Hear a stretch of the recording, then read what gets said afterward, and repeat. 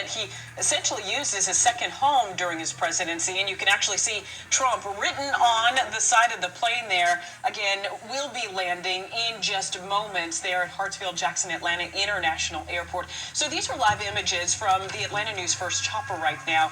And once the president lands, this is all expected to happen very, very quickly, Alan. He will land there at the airport, and of course there will be a motorcade down to the Fulton County Jail where he will be processed, and this whole thing, again, is expected to happen very quickly. Yeah, absolutely it is. And so anybody here in Atlanta, you know, going to and from, let's say, the jail where he's headed from Hartsfield-Jackson usually is about 14 miles. About a 14-mile route in rush hour can take anywhere from 30 minutes to 45 minutes. This is going to be a presidential motorcade. All former presidents, as you know, get that same treatment for the duration of their lives. And APD, along with all of the corresponding and surrounding agencies, are out there to protect the president and ensure that that is a clear route directly to the jail and then a sight to behold. The idea that a former president, for the fourth time, is landing and coming to, this time, a jail where he will be arraigned and arrested. We do not expect that it will be a particularly long process. We expect he'll be in and out, as opposed to the individual who was, that we were talking about just a few minutes ago with Blacks for Trump, who did not previously properly negotiate his bond, and so it looks like he will spend at least one night in the Fulton jail, the Fulton County Jail, which is a notoriously horrific jail. But again, we do not expect Mr. Trump or any of the other 17 co-defendants to have to spend a night in the jail. And Michael Moore, former U.S. Attorney for Central Georgia, I mean, it's a sad day. Whether you like Mr. Trump or you don't like Mr. Trump, whether you approve of the charges or you don't approve of the charges, the fact is the allegations are serious. We all saw it play out, and it's sad that it's come to this. Yeah, I agree with you. I mean, and I think probably what makes today different is it's not sterile. You know, some of the other times it's been almost a sterile process. We don't really see what happens. We don't know maybe how the inner workings are going on. But here, I mean, he's going into a jail, and we've talked about this. That they all have a distinct smell.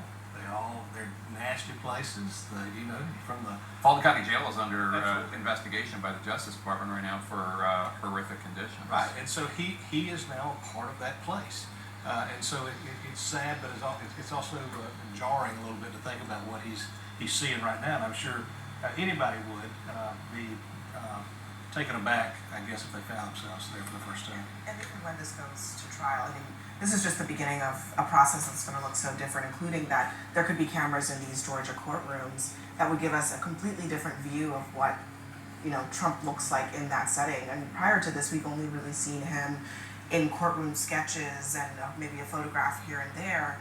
So this is a different proceeding. It's a different venue. The rules in a state setting like this are going to be very different for Trump. And frankly, I'm not sure he's really going to like it all that much, because there already seems to be much less deference being given to him in this context than in the federal or even the New York State context. And Dana Bash, no matter how much Donald Trump and his supporters try to act as if this is something that it's all just part of a witch hunt and it's no big deal, it doesn't faze him, he's used to it by now. This is a distressing situation for anyone to find themselves in. No question, and I think that the point that you made, Michael, and we've been hearing you and the reporters there on the ground talk about, is that maybe in New York City it wasn't as pleasant, if you will, as the federal courthouses, and this is going to be a completely different situation, and he's going to see firsthand how people have to deal, what it's like to deal with a very notorious jail, as this kind of thing is. But one thing I will say, and John Miller was talking about this, about the timing, you know, inside Trump's orbit, they say that a big reason for this, the main reason for this timing, 7:30 Eastern at night, is because of traffic, is because of safety, and the Secret Service wanted this. But there is no question, no one denies the fact that Trump, as a showman, having this primetime moment, as bad as it is for him legally, it is very, very beneficial, he believes, politically. Yeah, we had Sarah Matthews, former Trump White House communications official, on the show earlier, and she was talking about how Donald Trump likes being the center of attention, for good or for bad. Likes the fact that today we're all talking about this and not the Republican debate that featured 8 of his challengers last night, which is, it's true, he sucks the oxygen out of the room. We're now waiting for him to obviously come out of his Boeing 757 and make his way down the stairs, and I'm sure there will be a motorcade that will take him and his entourage, including his new lawyer. Was that his new lawyer? Was that Stephen Sadow? Sadow? We know that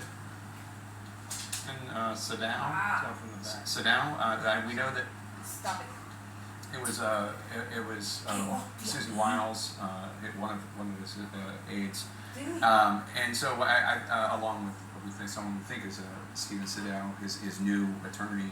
Andy, go ahead, Jane. Just one quick note. I mean, just as we're looking at these pictures here, Trump coming down, there are a lot of the trappings of the presidency, most notably the Secret Service that he still maintains. But as any ex-president, as a former president, yeah. But the reason that we are here is because he is not the president anymore, despite what he wants to believe. He likes people to call him Mr. President, all of that. He's not, and he's facing charges because he doesn't have that umbrella of protection anymore that he enjoyed when he was the president of the United States. That too, I think, is very jarring for Trump in a moment like this, as he does this now for the 4th time. And Andy McCabe, one of the points we were talking about earlier, we were talking about of the 19 defendants, including Mr. Trump, Harrison Floyd, the former head of Black Voices for Trump, who has been indicted and turned himself into authorities having to do with his alleged harassment of Fulton County election official Ruby Freeman. He did not negotiate his bond agreement, so he may end up spending tonight in the Fulton County Jail, a notorious jail. Trump and his allies like to talk about a 2-tier system of justice. They think Republicans get overly prosecuted as opposed to Democrats. But that's really an example of the 2-tier system of justice. You were making the point. Yeah, it really is, Jake. I think it stands out in particularly stark. Watching Donald Trump come down the stairs from his Boeing 757 as he prepares to head to the Fulton County Jail to be arrested and booked. We are told that it's possible that after his booking, when he's back in the location where he is right now, he will make remarks to the cameras and comment on the experience he is about to go through. And the press pool is now running to their cars so as to record this. I'm sorry, Jamie, please continue with what you were saying. No,